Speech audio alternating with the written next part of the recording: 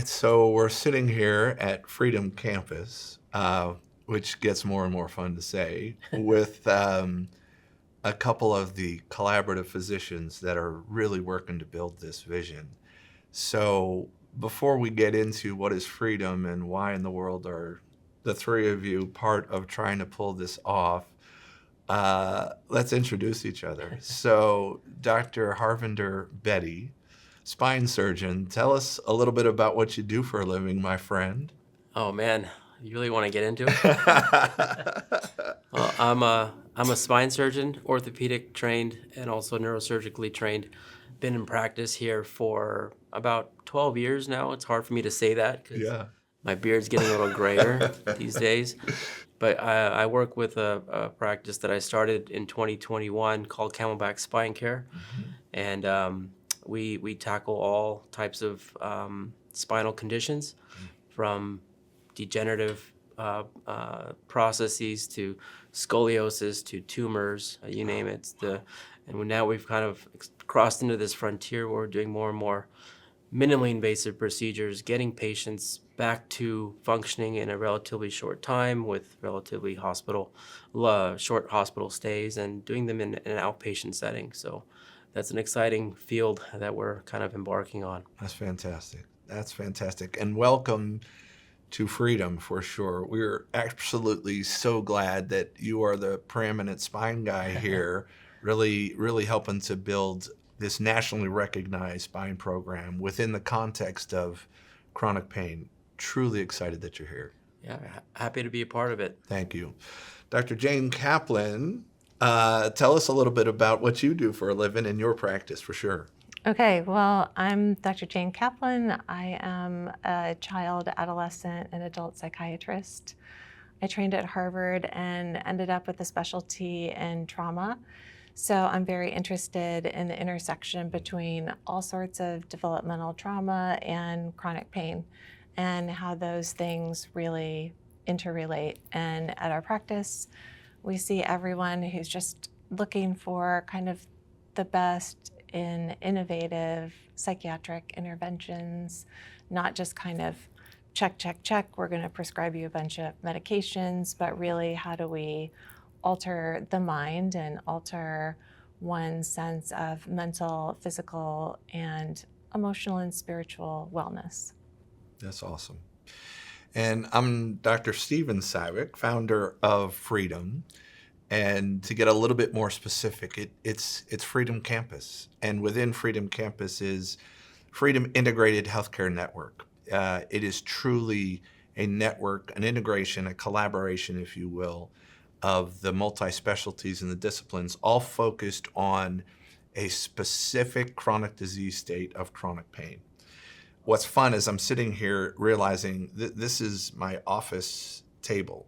And I usually explain this to patients. I say, well, imagine a world where you have a circle and you draw a circle around and you write the word chronic pain, and then you attach all of these spokes to the central hub. And all of those spokes represent specialties like spine, like psychiatry, behavioral, neurology, physical therapy, add imaging, add diagnostic labs. The context is so profoundly interesting that we have this chronic disease state. By the way, let's talk about some of the numbers. Chronic pain affecting over 100 million Americans. It's more than coronary artery disease, cancer, diabetes combined. I have said several times that there is this opioid crisis in America where, can you imagine a world where we represent only about 4% of the global population, yet we consume 80% of the opiates on the globe? The disparity there is just profound. The system is broken, and our approach to it is broken, and we've been stuck in a disease management model where we have a pill, we have a thing that we apply to the masses, and it's not working. And what we're attempting to do at Freedom, what we are building at Freedom, first and foremost, is a collaborative effort where we bring our specialties and our like-mindedness all focused on this center core that is this chronic disease state of chronic pain. It's hugely exciting to me. It's really, really exciting. I love a world where it's about the evaluation, the assessment, the diagnosis, the treatment, the education, the public awareness, and research for all things chronic pain. I love, however, the individual specialties working together even more, frankly, and that's really what's exciting to me. So, Dr. Betty, we were talking earlier, and frankly, anybody that's listening, I don't care if you're a provider or a patient or a payer, whatever the audience may be, people say "ooh" when they hear spine surgeon, right? There is, and by the way, deservedly so. Right? Whether we're talking about the cervical spine or the thoracic spine or the lumbar spine, it is the connector of all things human, for crying out loud. So, what brought you into spine surgery, and/or how? What's your approach? Because the rest of the planet is like, there's a Yeah. spine surgeon. I mean, being in practice for this long, you really hone in on your diagnostic skills. Finding what that pain generator is, Yes. and then formulating a plan in the least invasive route and accomplishing your surgical goals is the key. So it's all about that diagnostic aptitude that you develop over time. And, looking at your spokes of the wheel, having everyone basically collaborative Yeah. and all on the same page of that diagnosis is the most important thing. Love it. Love it. Tell me about this movement because, it's affected my space of interventional pain management as well. And that is, tell me about this evolution, because I do see you as one of the pioneers in this space, leading the movement toward what used to be these very aggressive, multi-level, lots of plates, lots of screws, Yeah. lots of front and back approach to solutions now that are not 8-inch scars, that are not a week in the hospital, that are these minimally invasive solutions. Talk to us about that, and how has that changed really your Yeah. approach and what you do every day? I mean, when I was in training, everything was, a big T10 to pelvis, wide open, filleted back. Yeah. And now we're able to do things like a sniper. With the advent of robotics and spinal navigation, we're able to kind of hone, and also with our MRI capabilities and our Yes. diagnostic workups, we're able to really focus on that radicular component. And looking at the overall balance of the spine, that's also important to consider, but we're able to do more with less. And I think that's the beauty of where we are with this intersection of technology and science in terms of treating spine care. We're at that point. Wow. And to be able to deliver that in an outpatient setting is mind-blowing. Mind-blowing, Yeah. right? That's fabulous. Yeah. Tell me, if freedom is anything, freedom is collaboration. Freedom is an integrated effort, again, all focused on chronic pain and spinal disorders and spinal disease and degenerative changes and trauma are core central to that kind of chronic pain component. How important is the integration of specialties? Call it the diagnostic component, call it neurology, call it my space of chronic pain. Dr. Kaplan's behavioral psychiatric kind of approach to this, how do you think that affects patients for good or for bad, or improves outcomes? Talk to us about that collaboration and how it affects your patients and your specialty specifically. Well, all the procedures that we do, whether they're in pain management or in surgery, all circle around having the right diagnosis, and understanding that pain generator is paramount. And whether there's a psychological component of that or there's a physiologic component of that, that has to be kind of all vetted out. And having a collaborative workspace like Freedom Yes. allows us to have open discussions and bounce ideas off of each other and figure out what the game plan is going to be for this patient. If you and I oftentimes are doing the carpentry pieces, right, the injections, the procedures, the minimally invasive, there is this component of your outcomes will be partly driven on your skill and the problem you have and my skill and the issue we're dealing with. but they're also unequivocally tied to the patient's perception of their pain when they showed up, and how long have they had it, and the mechanisms that they have to help them recover or not, to prolong the issue of, well, I made it anatomically much better. I got rid of this pathology, but you're not progressing. Why? Dr. Kaplan, help us wrap our heads around that entire biopsychosocial, that mental health component that if we don't understand, if we don't vet out in the evaluation and the diagnosis of this patient, the best surgeon, the best surgery still can't have the best outcomes. Walk us through that. Exactly. And I think that's what's so exciting about Freedom is we do have the opportunity to have those conversations together. And we're really trying to look at what is it that people are coming in with, not just in terms of their presenting pain problem, but aspects of their developmental trauma, their childhood, their coping mechanisms.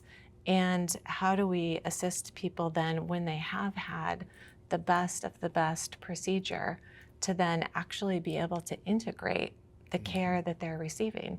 And I think, when we're thinking about the spine, I immediately start to think about the autonomic nervous system and people who have a tendency already to go into fight or flight, or they go into a sense of shutdown, collapse, and that's all on an unconscious basis. But we can teach people skills to shift their autonomic nervous system back from fight or flight into parasympathetic or rest mode, which is where they can actually learn to heal. But people often don't know those skills unless they're taught them. But that's something that we can work on together and improve outcomes. I love it. We were talking briefly earlier as well about this thing that we call the patient experience. And I think that the other thing that Freedom brings to the table is not just a hope and a compassion for patients that enter these halls and come to see us with an intention that we want to make a difference in the life of every patient we see. There's this patient experience thing that Dr. Betty, you even mentioned. It starts with the phone call. It starts with how they're greeted. It starts with how we process their information. Ultimately, before the patient ends up on your operating room table for a minimally invasive or much larger intended surgery, they've already had this set of experiences that have either created a positive, more safe environment for them or have made them profoundly more nervous about this. I say to the team in the operating room, and I'm sure you do as well, this is our third one today. We've done lots and lots of these, but for this patient, It's their first one. this is their first one, people. This is respect that. Tell us about your approach for that patient experience and how important that is to a spine surgeon. Yeah, I mean, everything has a compounding effect from one stage to another. From, I even in my own office, we try and we strive towards making that patient experience as seamless as possible. When you call our office, you're gonna get a live person. Yeah. You're gonna have someone that cares, and if there's an issue, they're gonna escalate it, and my patients have a direct line of access to me. And so, when it comes down to having all these spokes in this wheel, another thing that I think is really important is having the trust in your other colleagues That's beautiful. that know the diagnosis, and you trust their skill set and you trust their opinion to kind of help guide you in treating that patient. That's fabulous. I love that.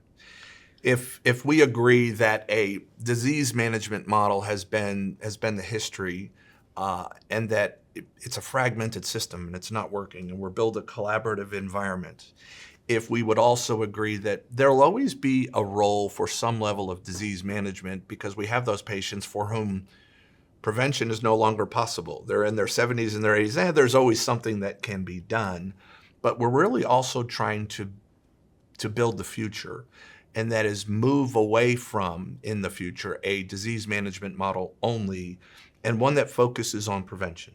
Just recently, CMS has released this MAHA, M-A-H-A, Making Advanced Healthcare Accessible.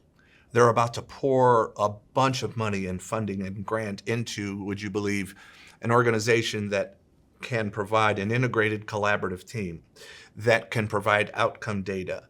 But importantly, also brings, you have to have behavioral.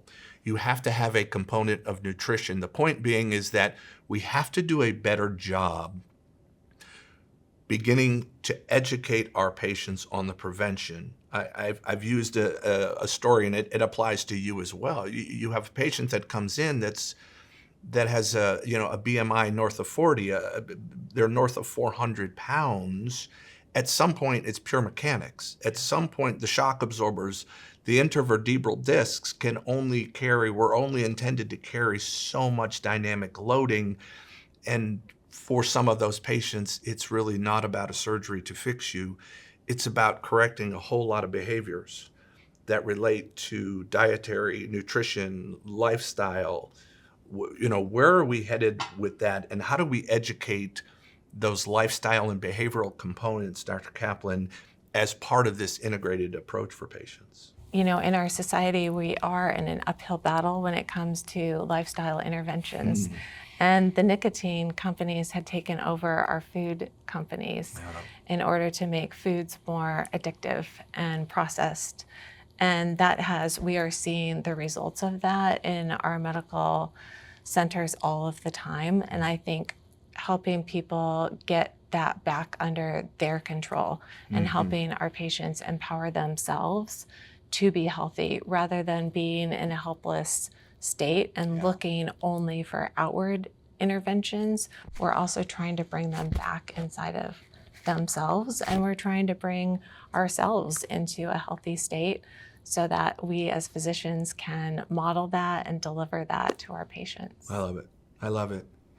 I think that, the message that frankly begins today and continues is that we're part of building the first ever campus in the country, dare I say the globe, that has a specific dedication to the evaluation and the assessment and the diagnosis and the treatment and the patient education and the public awareness and the research of all things chronic pain.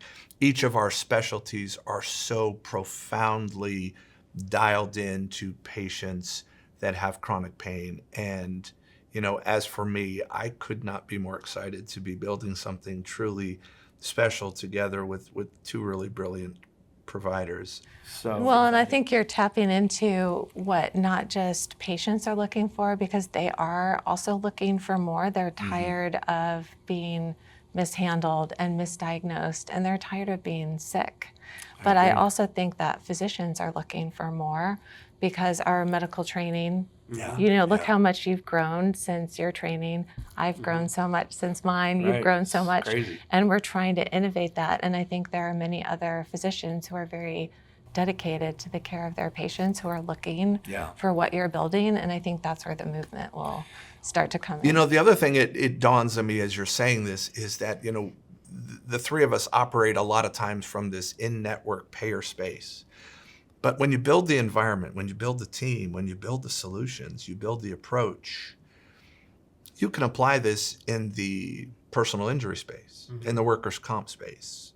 Dare I say, we're in North Scottsdale at the destination location. You can build a concierge space that really is dedicated to having patients that have the means to be here and have a collaborative effort applied to them. Build an environment where you have this multidisciplinary integrated team.